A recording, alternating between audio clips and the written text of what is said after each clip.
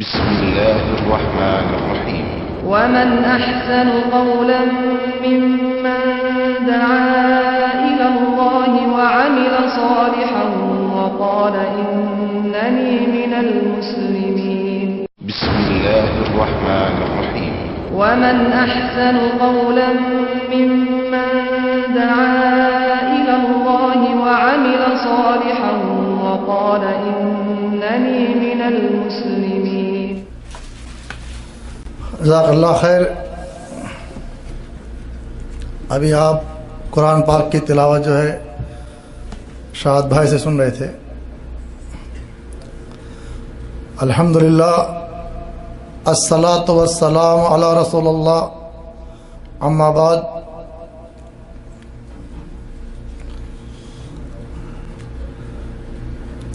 بھائیوں، ابھی آپ لوگوں کے سامنے جو ہے ہندوستان میں ملیح آباد لکھنؤ کے اندر کچھ مناظرے کو لے کر یوٹیوب کے اوپر پروگرام ڈالا گیا ہے. اس کی حقیقت یہ ہے کہ شیخ صاحب الدین صاحب سے مناظرے کہا گیا تھا اور اس میں شرط یہ رکھی گئی تھی کہ 2 عالم ہوں گے. ان 2 عالموں میں سے ایک عالم بھی ہو جب بھی پروگرام ہوگا، اور سرکاری طور پر جو اجازت ہوتی ہے، ہمارے کیا پرمیشن لی جاتی ہے، وہ پرمیشن ہوگی تو پروگرام کریں گے. اور پرمیشن جو لینا تھی، جن لوگوں نے مناظرہ رکھا تھا ان کو لینا تھی، نہ کہ جو اہل حدیث کے علماء ہیں ان کو لینا تھی. جو مناظرے کا دعویٰ کرتا ہے وہی لوگ پرمیشن بھی لیتے ہیں. تو وہاں کے جو تھانہ انچارج ہوتا ہے، جہاں سے پرمیشن لی جاتی ہے، ان کو پرمیشن نہیں ملی. جب ان کو پرمیشن نہیں ملی تو شیخ شہاب الدین صاحب نے کہا کہ یہ مناظرہ بغیر پرمیشن کے نہیں ہوگا.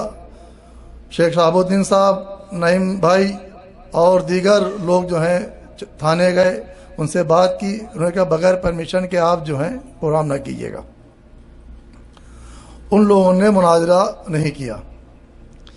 لیکن افواہ یہ اڑائی گئی کہ یہ لوگ مناظرے کے لیے نہیں آئے.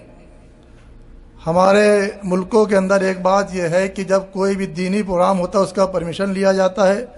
اگر حکومت پرمیشن دیتی ہے تو پروگرام ہوتا ہے، اور نہیں دیتی ہے تو پروگرام نہیں کیا جاتا ہے. اگر آپ بغیر پرمیشن کے کوئی پروگرام کر رہے ہوں گے، اگر وہاں کوئی جھگڑا ہو جائے گا، کچھ ہو جائے گا، تو اشانتی کے اس پہ جو ہے آپ کو بند کر دیں گے.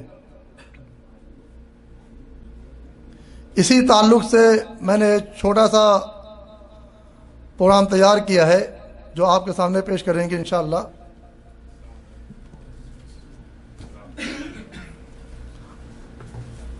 آج جو مناظرے کے لیے کہا جاتا ہے، کن لوگوں سے کہا جاتا ہے اور کیوں کہا جاتا ہے؟ کہ ان کو جو اس میں الجھا کر اور جو یہ کام کریں اس سے روک لیا جائے.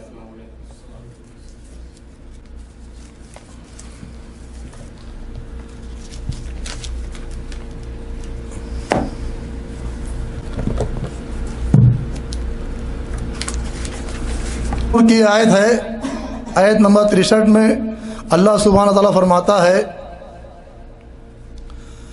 رسول اللہ صلی اللہ علیہ وسلم کے حکم کی مخالفت کرنے والوں کو، رسول اللہ صلی اللہ علیہ وسلم کے حکم کی مخالفت کرنے والوں کو ڈرنا چاہیے. اللہ سبحانہ تعالیٰ فرماتا ہے رسول اللہ صلی اللہ علیہ وسلم کے حکم کی مخالفت کرنے والوں کو ڈرنا چاہیے کہ ان پر کوئی فتنہ نہ آ جائے، ان پر کوئی فتنہ نہ آ جائے، یا سخت عذاب نہ آئے، یا سخت عذاب نہ آئے. اس آیت کو سامنے رکھیں اور ان لوگوں کی مخالفت دیکھیں جو اللہ اور اس کے رسول کی مخالفت کر رہے ہیں. حضرت عبداللہ بن عباس رضی اللہ عنہ فرماتے ہیں، مسند احمد کی روایت ہے، حضرت عباس رضی اللہ عنہ اللہ کے نبی صلی اللہ علیہ وسلم کی باتیں بیان کر رہے تھے. اس میں ایک شخص اٹھا, کہنے لگا کہ ابو بکر نے یہ کہا رضی اللہ تعالیٰ عنہ. پھر اٹھا, عمر نے یہ کہا رضی اللہ تعالیٰ عنہ. تو حضرت عبداللہ بن عباس رضی اللہ عنہ غصہ آیا اور کہا, تمہارا یہی حال رہا تو قریب ہے کہ تم پر آسمان سے پتھر برسیں. تمہارا یہی حال رہا تو قریب ہے کہ تم پر آسمان سے پتھر برسیں. میں تمہیں رسول اللہ صلی اللہ علیہ وسلم کا فرمان سناتا ہوں. میں تمہیں رسول اللہ صلی اللہ علیہ وسلم کا فرمان سناتا ہوں اور تم اس کے مت مقابل ابو بکر رضی اللہ عنہ کی اور عمر رضی اللہ عنہ کی بات کرتے ہو. اب آپ اس حدیث سے جانے کہ کتنا بڑا گناہ ہے کہ جو لوگ اللہ کے رسول صلی اللہ علیہ وسلم کی بات کے آگے اپنے مولویوں کی بات کو بیان کرتے ہیں. وہاں صحابی کی بات قبول نہیں ہو رہی نبی کے آگے. یہاں اللہ تعالیٰ فرما رہا ہے جو رسول کی مخالفت کرتا ہے ان پہ فتنہ اور عذاب آ جائے گا. کیا یہ لوگ اس فتنے سے نہیں ڈرتے؟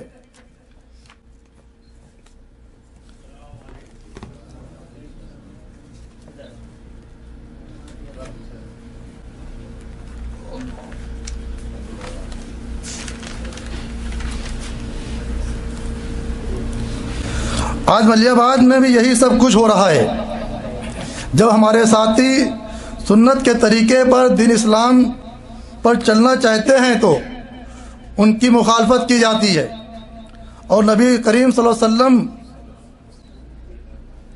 کے عمل کے آگے علیہ السلام ورحمۃ اللہ وبرکاتہ اپنے مولویوں کی بات پیش کی جاتی ہے اور سوال جواب یہ دیتے ہوئے اتنے بڑے عالم کیا ان کو نہیں معلوم تھا؟ جب آپ سنت کے مطابق کوئی بھی عمل کرتے ہیں, چاہے شرک کے ان سے روکتے ہوں, چاہے آپ جو ہیں نماز سنت کے طریقے پڑھ رہے ہوں, جب ان سے کو رفع دین کرنا سنت ہے تو وہ جواب دیتے ہیں کیا اتنے بڑے عالم کو نہیں معلوم, اور جھگڑا کرنے لگتے ہیں. میں ان لوگوں سے سوال کرتا ہوں, مناظرہ ہمیشہ جو ہے سنت پہ عمل کرنے والوں پر یا صحیح حدیث پہ عمل کرنے والوں سے کیوں ہوتا ہے؟ کیا اس کے علاوہ ہمارے ملکوں میں اور کوئی خرافات نہیں ہوتی؟ کیا شرک نہیں ہوتا؟ ان سے مناظرے کیوں نہیں ہوتے؟ میرا آپ سے بھی سوال ہے, ان بھائیوں سے بھی سوال ہے جو لوگ اپنے مولویوں کے بہکاوے میں آ کر صحیح بات کو نہیں سمجھتے. ہمارے کہ ایک بات بہت مشہور ہے کہ کوا کان لے گیا.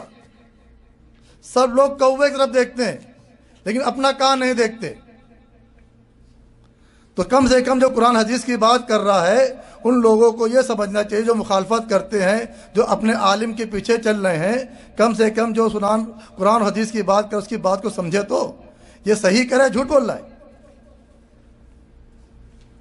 ہمارے معاشرے میں شرک اکبر کیا نہیں ہو رہا ہے؟ جو ہمارے اور آپ سب کے خاندان کے رشتہ دار بہت سے لوگ کرتے ہوں گے. اگر ہم اپنے اپنے گریبان میں جھانک کے دیکھیں, چند گھر ایسے ہوں گے خاندانوں کے رشتہ داروں کے وہ شاید شرک اکبر سے دور ہو. اکثر بیشتر لوگ جو ہیں اس میں مبتلا ہیں. ہمارے معاشرے میں رواج اور بھی ہے شرک کے تعلق سے, برکت کے تعلق سے. جب کوئی شخص نئی کار یا گاڑی لیتا ہے, موٹر سائیکل لیتا ہے, فوراً دے میں جاتا ہے حاجی وارث علی کے مدارک پہ لے کے کہ برکت ہوگی. نیا ٹرک لیا, وارث علی کے دربار میں حاضر ہوا, بہت بڑا آدمی ہے, اس کی دور پہنچا تو اجمیر چلا جاتا ہے. یہ لوگ ان سے مناجات کیوں نہیں کرتے؟ یہ ہمارا سوال ہے. جو لوگ ہر جمعرات کو حاجی وارث علی کے دربار میں حاضری دینے جاتے ہیں, چڑھاوے چڑھاتے ہیں, سجدہ کرتے ہیں اور ان سے مرادیں مانگتے ہیں, ہر سال سفر کے مہینے میں عرس کرتے ہیں، عرس میں جاتے ہیں، گاڑیاں جاتی ہیں، تو یہ لوگ ان سے مناظرہ کیوں نہیں کرتے؟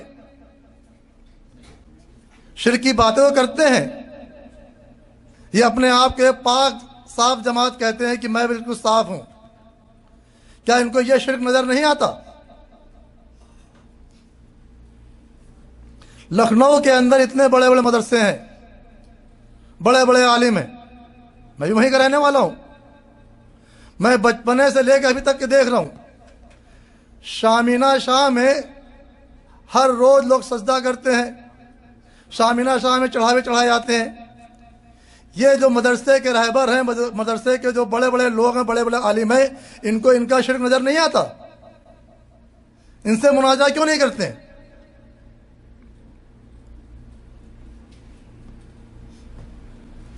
ایک محرم سے لے کر 12 محرم تک کے شوکت علی کے ہاتھے میں درس ہوتا ہے، آپ لوگوں کو شاید معلوم ہوگا۔ ایک محرم سے لے کر 10 محرم تک کے شوکت علی کے ہاتھے میں درس ہوتا ہے۔ کس کے لیے ہوتا ہے؟ اہل شیعہ کے مخالف میں ہوتا ہے کہ تازیہ داری نہ کی جائے، تازیہ داری کا رکھنا شرک ہے، اسی پہ ہوتا ہے نا، تازیہ نہ نکالو، جلسے نہ کرو، یہ شرک میں آتا ہے۔ ان کو وہ شرک کیوں نہیں دکھتا ہے؟ ان کے ہی برابر میں مولوی انوار کے باغ کے اندر لوگ جنوں اور بھوتوں کو بھگانے کے لیے علاج کرنے آتے ہیں، وہاں قبریں بہت سی بنی ہیں، ہر قبر کے اوپر چراغا جلتا ہے، ہر قبر کے اوپر ہار پھول چڑھائے جاتے ہیں۔ ان عالموں کو وہ شرک نظر کیوں نہیں آتا؟ ان سے مناجات کیوں نہیں کرتے؟ ایک اہل حدیث کے لیے لاٹھی ڈنڈے لے کے کھڑے ہو جاتے ہو۔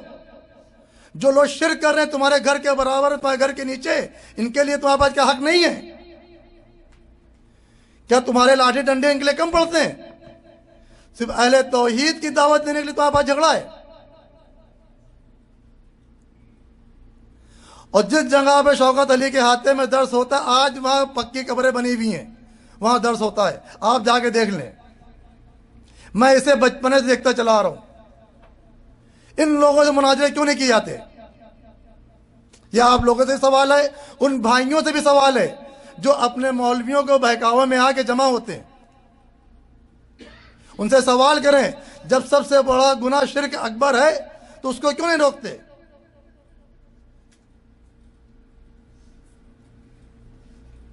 اور جو وہاں شرک ہو رہا ہے ان کا روکنا کام تمہارا نہیں ہے۔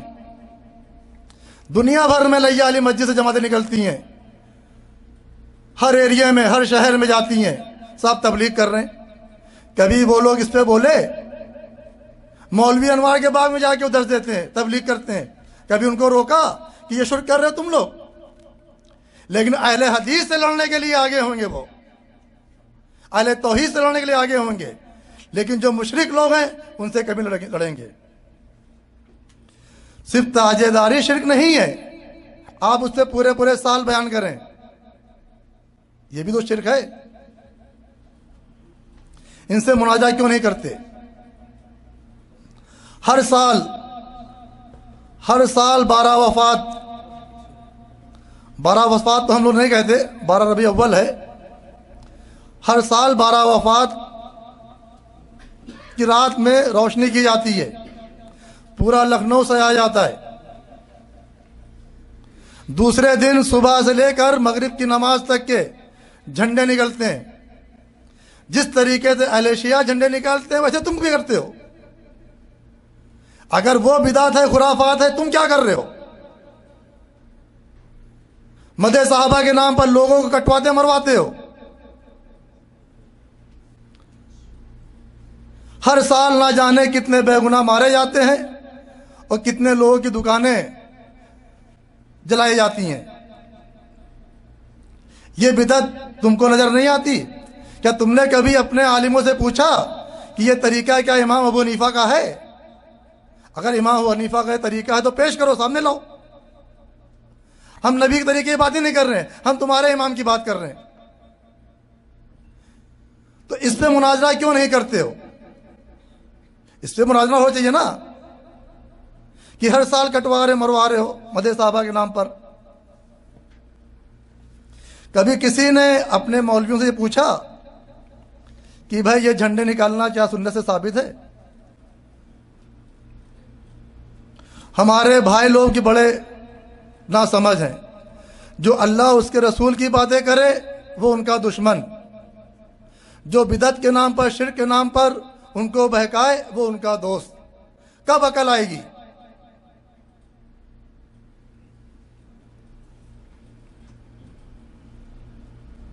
اور انہی کی پیروی کرتے ہیں اور انہی کو اپنا رہبر مانتے ہیں۔ آپ کے سامنے یہ حدیث پیش کر رہا ہوں، صحیح مسلم کی ہے، جو شخص غیر اللہ کے لیے جانور ذبح کرے اس پر اللہ تعالیٰ کی لعنت ہو۔ لعنت ہے، ہو نہیں۔ جو شخص غیر اللہ کے نام سے ذبح کرے اس پہ اللہ تعالیٰ کی لعنت ہے۔ ہمارے کیا 11ویں کا کھانا نہیں پکتا ہے، نہیں کھایا جاتا ہے؟ کیا وہ غیر اللہ کے نام سے نہیں ہوتا ہے؟ اللہ کے نبی صلی اللہ علیہ وسلم کرے اس پہ لعنت، اللہ کی لعنت ہے۔ جو شخص اپنے والدین پہ لعنت کرے اس پہ اللہ کی لعنت ہے۔ مین جو بات ہے یہ آ رہی ہے، جو شخص کسی بدعتی کو پناہ دے، جو شخص کسی بدعتی کو پناہ دے اس پر بھی اللہ کی لعنت ہے۔ جتنے بھی میں نے معاملات بتائے ہیں آپ کو، کیا یہ بدعت نہیں ہے، شرک نہیں ہے؟ کیا ان پہ اللہ کی لعنت نہیں ہوگی؟ کہ آپ نے کسی اہل حدیث کو دیکھا اس نے اپنے بزرگ یا اپنے مولویوں کو بات پیش کی ہو؟ جب بھی انہوں نے بات کو پیش کیا، قرآن کو پیش کیا، حدیث کو پیش کیا، اللہ کی بات کو پیش کیا اور نبی کریم صلی اللہ علیہ وسلم کی بات کو پیش کیا، اور یہ بات بھی صحیح ہے کہ باطل کی جو ہے حمایت کرتا ہے، اس کی مخالفت نہیں کرتا۔ اتنے بڑے بڑے عالم جو ہیں یہ شرکیات دے کے بدعت دے کے خاموش کیوں ہیں؟ سوال یہی بنتا ہے نا، جب ہم ان کے حدیث پیش کرتے ہیں وہ تم عالم نہیں ہو، کیوں ہے؟ کیوں بھی وہ بھی انہی میں سے ہیں۔ ایک کا شرک کھلا ہے، دوسرے کا چھپا ہے، فرق اتنا ہے، ہیں دونوں ایک ہی بھائی۔ اور ہمیشہ حق پہ چلنے والوں پر پریشانیاں آتی ہیں، اور حق پہ چلنے والے تھوڑے ہوتے ہیں اور باطل گروہ ہمیشہ زیادہ ہوتا ہے۔ انہی الفاظوں سے میں اپنی بات ختم کرتا ہوں، اور شیخ نعیم اللہ صاحب دعوت تشریف لائیں۔